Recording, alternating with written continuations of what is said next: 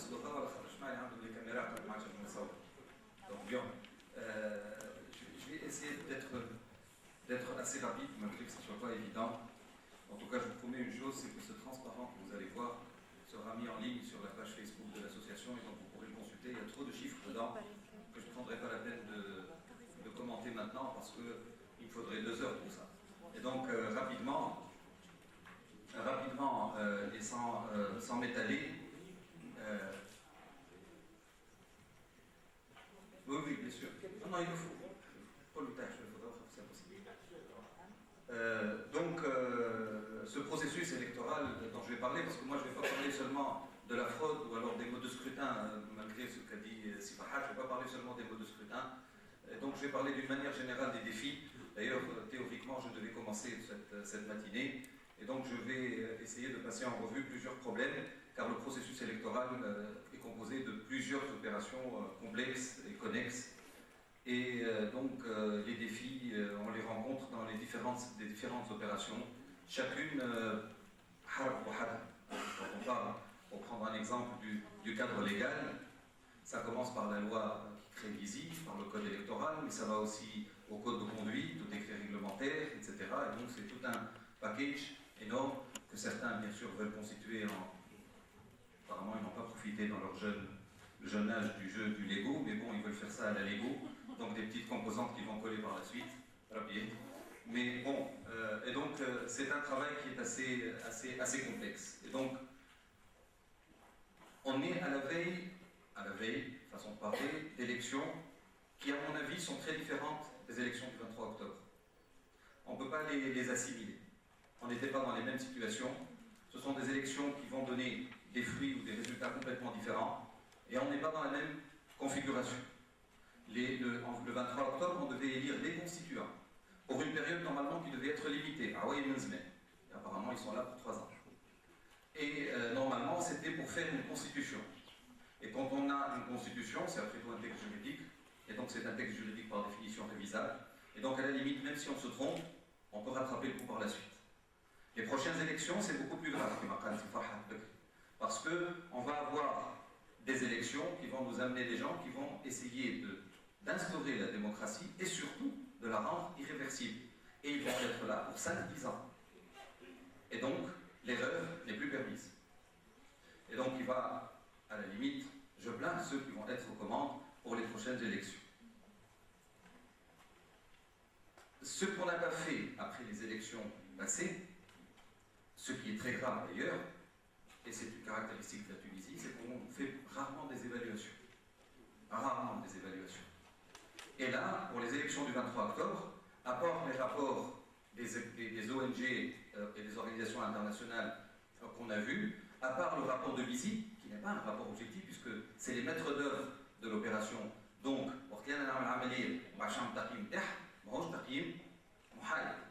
et donc il faut un œil critique et donc une évaluation. Cette absence d'évaluation a passé sur plusieurs lacunes.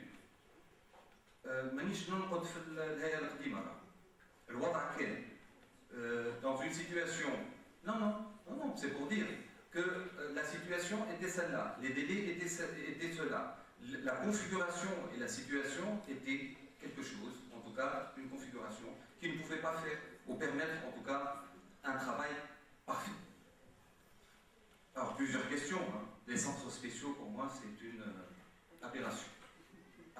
J'espère qu'on verra plus ça. Je sais qu'ils étaient obligés de faire ça, mais en tout cas pour les prochaines fois, j'espère qu'on verra plus les centres spéciaux.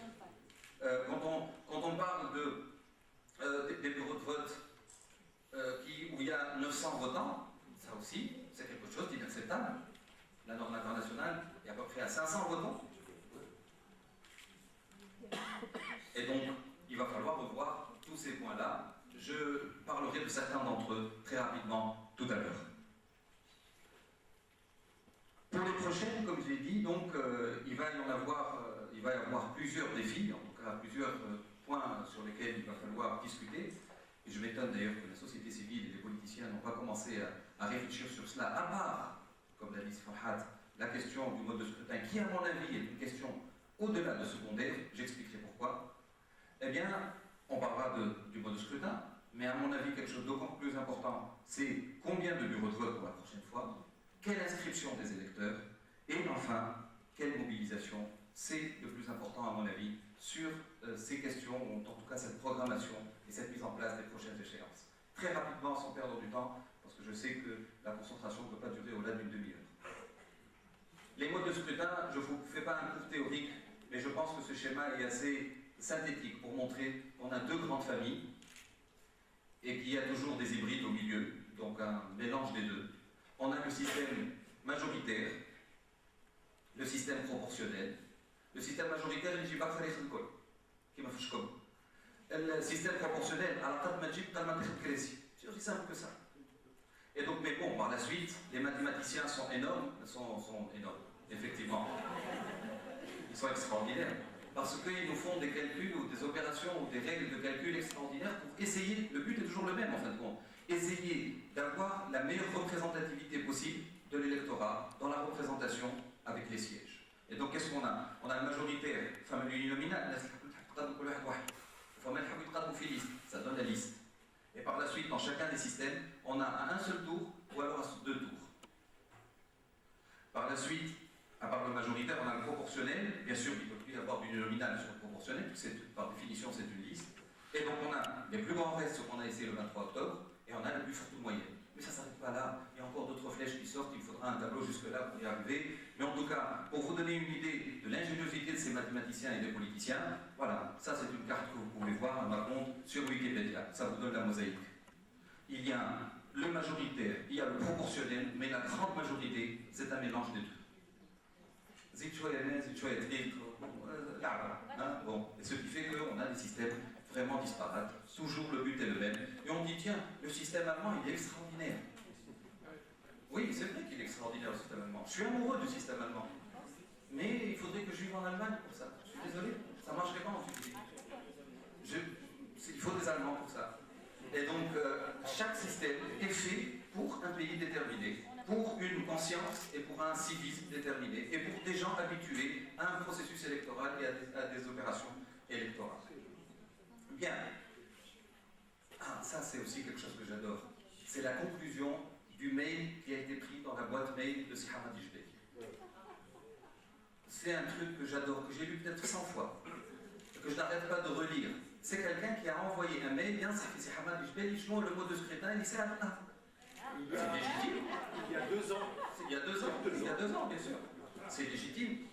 C'est tout à fait normal. Et donc il lui explique par la suite, on parle de quoi c'est bien, le tension l'âme, ça donne ça. Voilà les choix. Le mode de scrutin, alors qu'est-ce qu'il conseille? Premier choix, l'uninominal à un tour. On dit c'est un mode de scrutin au cas où technique. Inès, vous avez mon chéri, et monsieur Issaoudou, tu as tout perdu, et puis il a tout gagné. Ça, c'est un système qui est très bien, pour bien sûr un certain point de vue. Deuxième choix, le proportionnel plus fort ou moyen, mais en réduisant les circonscriptions parce que ça se rapproche à l'uninominal.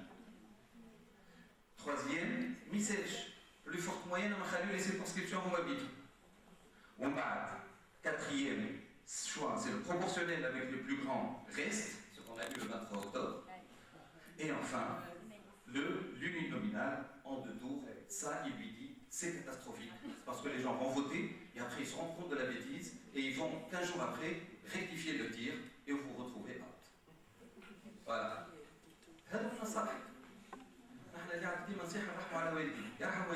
Donc, allons-y. Ça coûte cher et ça embête l'électorat. Alors, les interrogations qui se posent aujourd'hui, 2, à mon avis. Mais le premier est à but historique et donc je ne vais pas m'attarder dessus. J'ai pris les résultats du 23 octobre et je me suis amusé à les faire passer par les différents modes de scrutin possibles. Par la suite, j'ai dit que ce n'était pas très très intéressant parce que la société politique tunisienne n'est plus qu'elle était le 23 octobre. Et donc j'ai pris les sondages actuels et j'ai fait la même opération, mais en réduisant les modes de scrutin parce qu'en allant dans le développement, on se rend compte que certains modes de scrutin sont zédiles. C'est pas la peine de se casser la tête dessus et donc on se concentre sur le principal. Alors, si vous voulez bien, je vais passer rapidement, mais faites attention aux couleurs, ça vous donne une idée sur les proportions de. Voilà. Vous vous habituez aux couleurs. bien sûr, le Nahda Zarqa, le CPR Akhbar, etc. Zarqa, bien sûr. Ça existe. Je n'ai pas dit Hamad.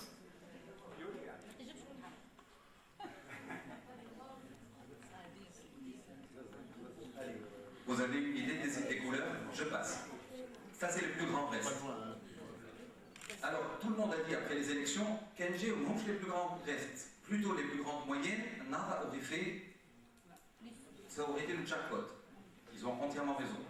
Si c'était les plus fortes moyennes, ça aurait donné ça. Et c'est pour ça que c'est Ayala Jebal, qui a Bon. Effectivement, ça aurait donné ça. C'est ça le plus forte moyenne. Et vous comprenez pourquoi c'est le conseil qui a été donné par Par la suite, je me suis dit, tiens, si on faisait le seuil de 5%, parce que tout le monde disait, il y a trop de listes, trop de parasites, de trucs parasitaires. Et donc, qu'est-ce qu'on va faire? On va créer une liste. Et donc, je me suis un seuil, pardon. Et donc, j'ai créé le seuil de 5%. Et j'ai pris les grands restes. Alors, excusez-moi, mais dans les plus fortes moyennes, il y a deux méthodes principales. Il y a la méthode de Hont, qui est un mathématicien, et il y a la méthode de Saint-Lal, deux systèmes de décompte. Ça donne ça. Toujours Nahda, 116, 133, 113. Allez, chaque fois qu'on élimine les parties qui sont en bas, ça grossit la part des parties qui sont en haut. Et comme Nahda partait très en avance, c'est tout à fait normal qu'elle allait encore engorger plus de sièges. Bien. Par la suite, هذه السيركونسكريبسيون ناسيونال شنو عشان صحيح حنا نعملوا سيركونسكريبسيون كان عملنا سيركونسكريبسيون ناسيونال شنو معناها سيركونسكريبسيون ناسيونال معناها كل حزب يتقدم بليسته واحده فيها 217 مقعد على المستوى الوطني. Ça élimine les partis qui ne peuvent pas être partout, ça élimine les indépendants, mais ça crée un système. Et alors même avec ce système-là, ça donne 121 sièges pour Nahda.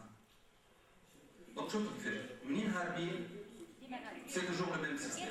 En fin de compte, le plus grand reste, ça a été celui qui a réparti à tous les partis, en quelque sorte, des sièges, en essayant de ne pas garder un parti quand même très présent d'avance par rapport le majoritaire, oui. C'est ça ce qui lui avait conseillé le premier choix. Le majoritaire à un tour. Le majoritaire à un tour, ça donne ça. À deux tours. Bye bye. Bien. Si vous voulez. La démarche est encore longue, donc en fin de compte, علاش فما كان عريضه في دائره جابت هي الماجوريتي دونك خلات 8 بلايص صار تطير نفسها الباقي كل الجاك بوت. Bien. À deux tours. Oui, on va y aller. À deux tours. Alors, avant de vous mettre le deux tours, il faut dire que le deux tours, j'ai été critiqué par mon ami Razi ici, mais il a tout à fait raison, parce que le deux tours, quand on essaie de le faire sur des résultats, c'est un travail qui est loin d'être scientifique. Et moi, j'adore tirer le diable dans la queue. Et donc, j'ai fait quand même, شعمل القوائم الكل. وكل قائمة قلت هذه شنو الاتجاه نتاعها؟ زعما كان جات باش تحسب تمشي لنا ولا تمشي لنا؟ صعيبة. C'est sûr. Donc, j'ai fait, c'est une simulation. Oui, c'est une simulation. Non, c'est pas scientifique. Et en plus, quand on fait les deux tours, on ne peut pas faire de simulation parce qu'on ne sait pas si les personnes qui ont voté au premier tour vont venir au deuxième tour ou pas. Et on ne sait pas d'ailleurs si les personnes qui viennent au deuxième tour, j'ai au premier tour ou j'ai au. Donc tout cela, c'est des inconnus. Mais disons partant sur l'idée que c'est comme ça. Bien, voilà ce que ça m'a donné. Ça a donné pour le majoritaire à deux tours, le Harida qui vient en tête. Parce que les gens ne savaient pas qui était le Harida. Et à choisir entre deux, il y en aura beaucoup qui se répartis vers le Harida. Maintenant, le Harida, c'est de l'histoire. Hein. On va voir ça dans les musées, ça n'existe plus. Par la suite, Nahda et par la suite CPR. En tout cas, là, vous voyez l'effet du deuxième tour. Ça se concentre entre 4-5 formations à la fin, et on peut même réduire à cela à 2 et 3. C'est ce qu'on va voir. Le proportionnel à 2 tours donnera ça, ou donnerait cela. Ce sont des simulations que j'ai essayé de faire. Alors, il y a quelqu'un dont je ne citerai pas le nom qui n'arrête pas de me dire depuis le 23 octobre: ah, mais allez, je couche l'uninominal. Les simulations de l'uninominal. Donc, je ne peux pas faire la simulation de l'uninominal parce que les partis sont présentés en liste. Comment je vais faire pour voir si... Et après, je me suis dit, tiens, pour lui faire plaisir, j'ai pris délégation après délégation. Et j'ai vu quelle était la liste majoritaire qui était venue dans chaque délégation. Rad Marel Nahda, comme d'habitude. Donc, même dans ce cas-là, ça n'aurait pas marché. Donc, voilà ce que ça donne. Ça donne un parti qui reste toujours en tête, très très loin, tout à fait normal, quelle que soit la formulation qu'on fait, mais on voit que, suivant les méthodes qu'on utilise, on va voir beaucoup plus de sièges au milieu, et peut-être un déplacement du deuxième classement, en quelque sorte. Mais, en tout cas, avec la morphologie du 23 octobre, c'est pas très très différent.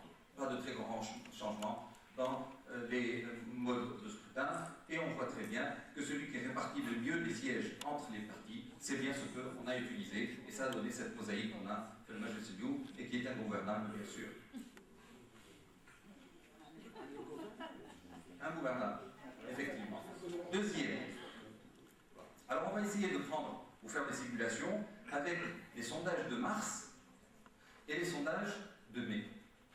Mais là aussi, la nota BD, on donne au sondage la valeur qu'ils ont. Je parle du Sadaqa al-Alim, c'est très bien qu'on est en train d'apprendre cela et qu'il doit y avoir des critiques aussi sur le résultat de ces sondages et sur les techniques qu'on est en train d'utiliser. Mais prenons cela pour de l'argent comptant et voyons comment va se faire. Pourquoi je garde celui de mars? On dirait celui de mai suffirait. Parce que c'est pour vous montrer qu'on est en train d'évoluer vers une certaine morphologie, vers une certaine structure de la société politique qui ne changera, à mon avis, pas de manière très importante. Mais c'est toujours une tendance que j'essaie de démontrer. Alors, voilà le sondage de mars. Alors, le 3C essaie de faire 8 régions et il fait un sondage sur ce truc-là. C'est embêtant de faire des sondages avec les sondages de mars, les simulations, car les restes sont trop importants. Mais en tout cas, ça donne ça. Voilà avec les plus grands restes. Rappelez-vous, en mars, et donc ça donne ça. Deuxième, il y a 3 points de suspension ici, parce qu'il y a d'autres parties, bien sûr.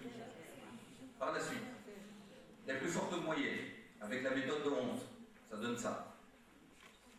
Et donc, c'est moins de partis encore qui se répartissent la scène politique. La méthode Sagal, qui est un peu différente. Vous voyez qu'il y a une répartition qui est différente entre le rouge et le bleu, suivant qu'on est dans le système de honte, le précédent, comme celui qui utilise la Belgique par exemple, ou alors ce système-là, qui est le système de Sainte-Lague, et qui donne surtout beaucoup plus de sièges pour les petits partis. C'est pour ça qu'ils les défendent. Alors, à 2 tours, ça donnerait cela, bien sûr. Mais les 2 tours est plus facilement simulable parce qu'on a des statistiques qui sont beaucoup plus concentrées. Et par la suite, voilà le tableau général.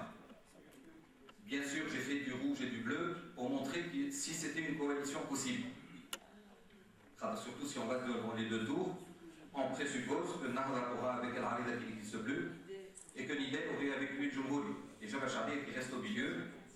C'est possible. Mais en tout cas, c'est quelque chose qui donne cela. Alors la différence avec le système qu'on a vu pour le 23 octobre, vous voyez qu'il n'y a plus de grande différence et qu'il n'y a plus un parti en tête, mais plutôt 2 partis en tête avec un parti au milieu. Et donc on va plutôt vers une configuration à l'allemande, encore l'Allemagne, des 2 partis et demi. Zozahzeb se succède au pouvoir et un 3e parti qui va faire le balancier ou l'arbitre et que suivant qu'il aille avec le premier ou le deuxième, va constituer la majorité qui va gouverner. C'est la tendance, en tout cas, générale que donnent les sondages. Voilà le sondage de mai.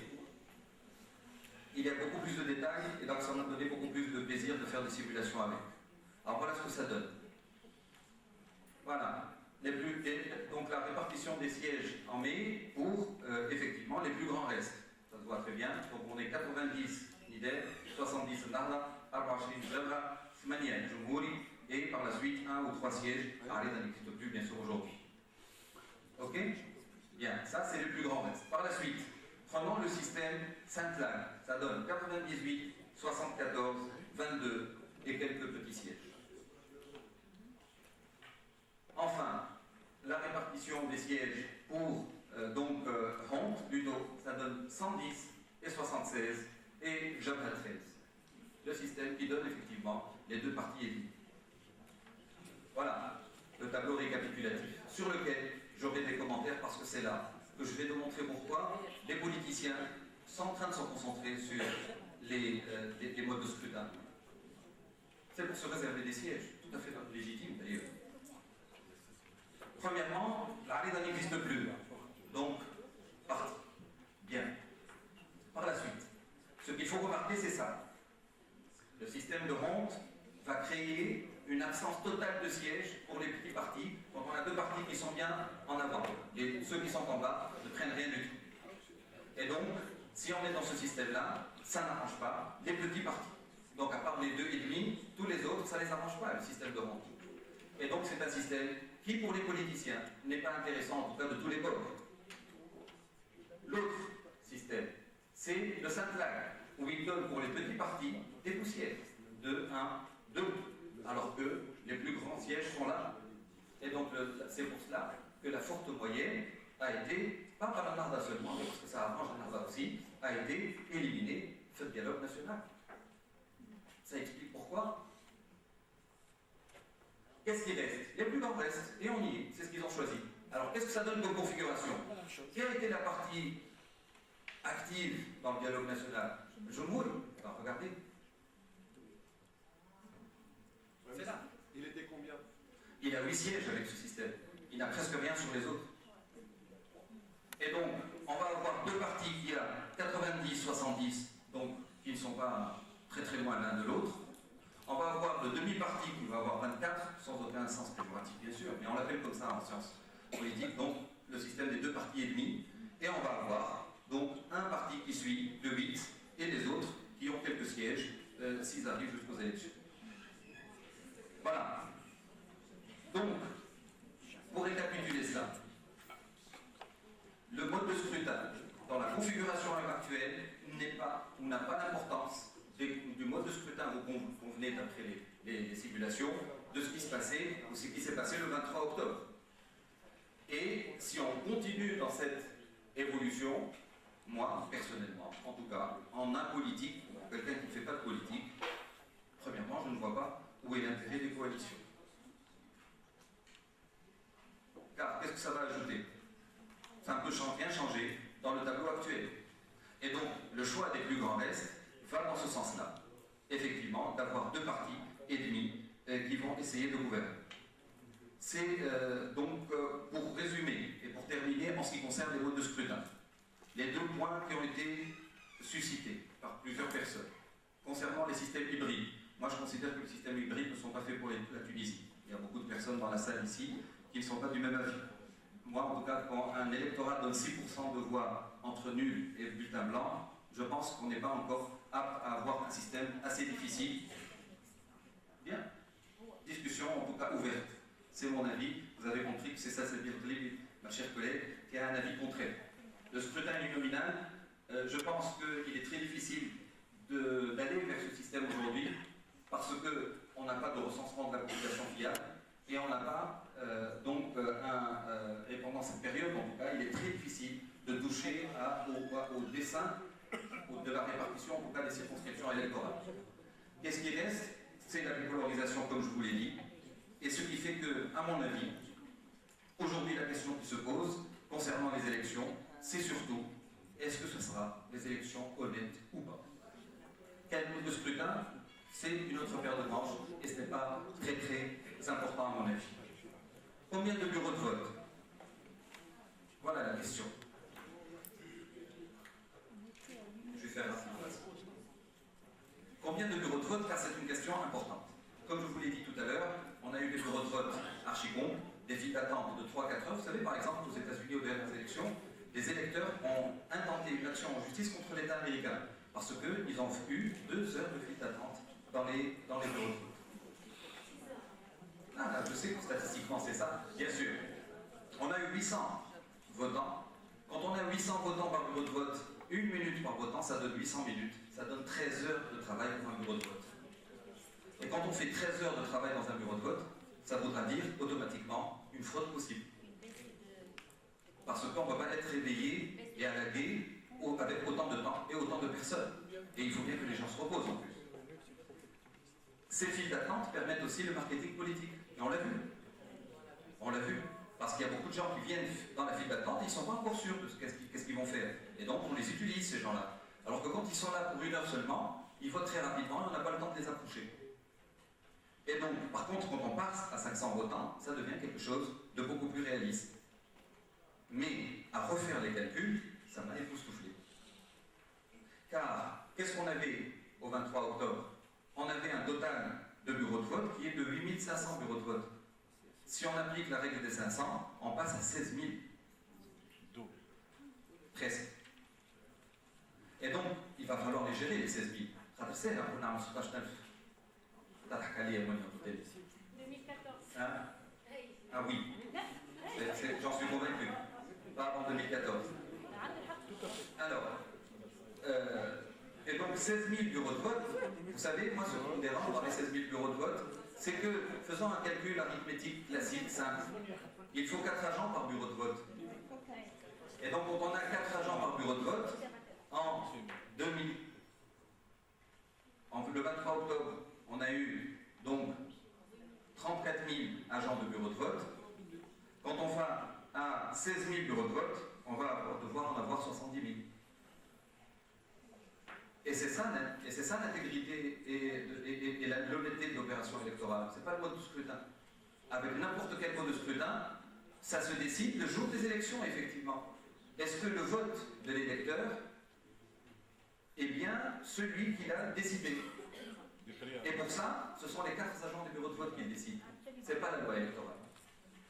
S'ils sont honnêtes, s'ils ouvrent l'œil, s'ils sont objectifs, s'ils appliquent vraiment les règles, s'ils sont surtout bien informés, elle l'a bien dit, cette dit.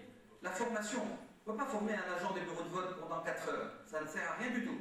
C'est comme si vous laissez donner à quelqu'un un poignard et que vous lui dites allez dans la jungle chercher un ours ou un ours. Il n'y a pas d'ours dans la jungle. Il y a des lions. Ça n'a pas de sens. Et donc il faut les outiller. Et moi j'ai assisté au dépouillement dans un bureau de vote. Le président du bureau de vote, Khalisha Kamal Aouni. Je vous assure. Ah oui. Parce qu'il ne savait pas comment faire. Et quand je lui dis document fini. Président, ah oui, bien sûr. Ah oui. Je le dis, oui, je n'ai pas le droit de le dire. Mais je le dis, bien sûr. Il ne savait pas quels étaient. En tout cas, dans le bureau de vote où j'ai fait le dépouillement, il n'y avait pas les PV dans sa qualification de l'époque. Bien. Il allait le faire. Et donc, quelle inscription?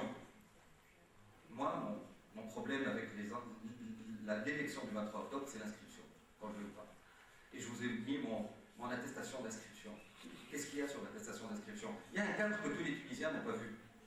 Ils ont signé, mais ils n'ont pas fait attention. Pourtant, Maktoub Ali, c'est Hachav. Parce qu'à cette époque-là, on n'avait pas le temps. On n'avait pas le temps de dire aux gens ramener un justificatif de résidence. Et donc, c'est tout à fait normal, il n'y avait pas d'autre solution. Mais ça veut dire quoi? Ça veut dire qu'il peut y avoir des manipulations de corps électorales. C'est-à-dire que des partis peuvent déplacer des personnes d'une circonscription à une autre pour récolter le maximum de sièges. Et ça, c'est un cas de fraude. Mais on ne peut pas le prouver aujourd'hui. Avec ce système, on n'avait pas le choix, mais qui existe. Et donc, ceci me pose un grand problème. L'inscription de ceux qu'on a inscrits, à mon avis, n'est pas fiable.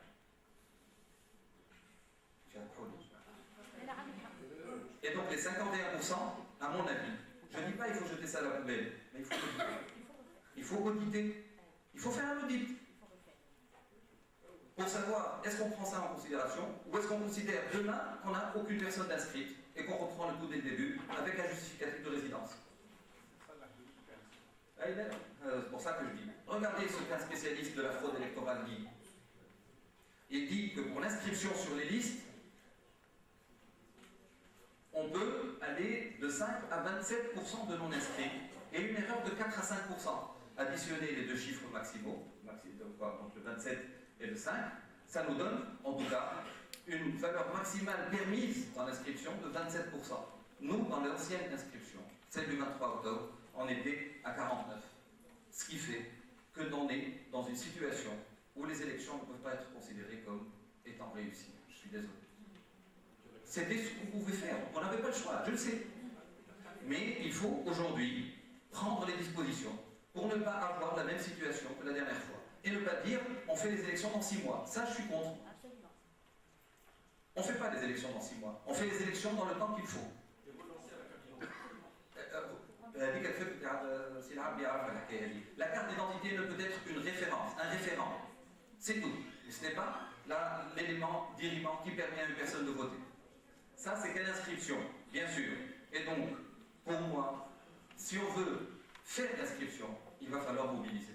Il va falloir travailler. Et on a déjà perdu du temps depuis le 23 octobre à ne rien faire et à dissoudre, ou en tout cas permettre le départ de l'ancienne ISI. C'est pour la seule raison d'ailleurs que je maintiens, autrement le texte est clair, l'ISI termine avec les élections passées. Et donc, quelle mobilisation? C'est des autres chiffres que je présente depuis quelque temps et qui dérangent. Quand on a besoin de faire de bonnes élections, il faut mobiliser. Je termine dans 2 minutes, Monsieur le Président. Quelle est cette mobilisation?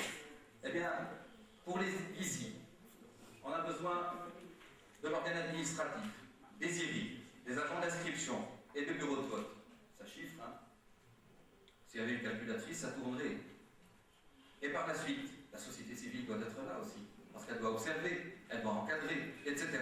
Et donc ça donne des bureaux de vote, des observateurs, monitoring des médias, des formateurs. Et ça donne un total énorme.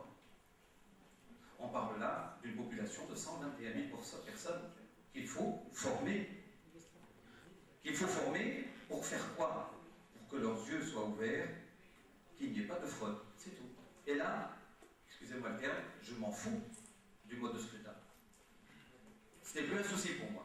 Si je sais qu'il y a 121 000 personnes qui verront là pour qu'il n'y ait pas de fraude, le mode de scrutin importe peu. C'est effectivement ce que j'avais à dire. Alors, une personne m'a dit, où est-ce qu'on va aller chercher les 121 000 personnes? Je lui ai dit, vous oubliez, quand tu disais, vous en avez 370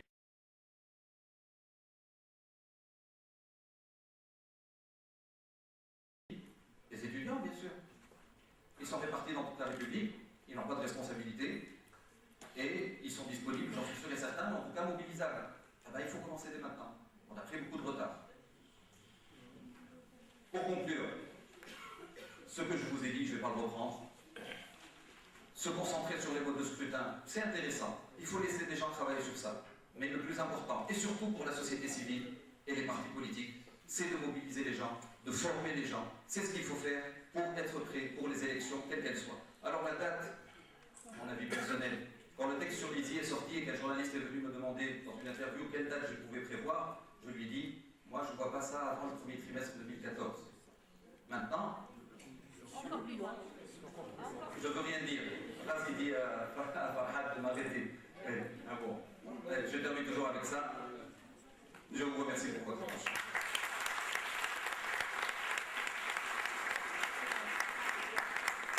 شكرا جزيلا شوقي على هذا الحديث المفيد جدا للمجتمع المدني ويجب ان ياخذها بعين الاعتبار ويبدا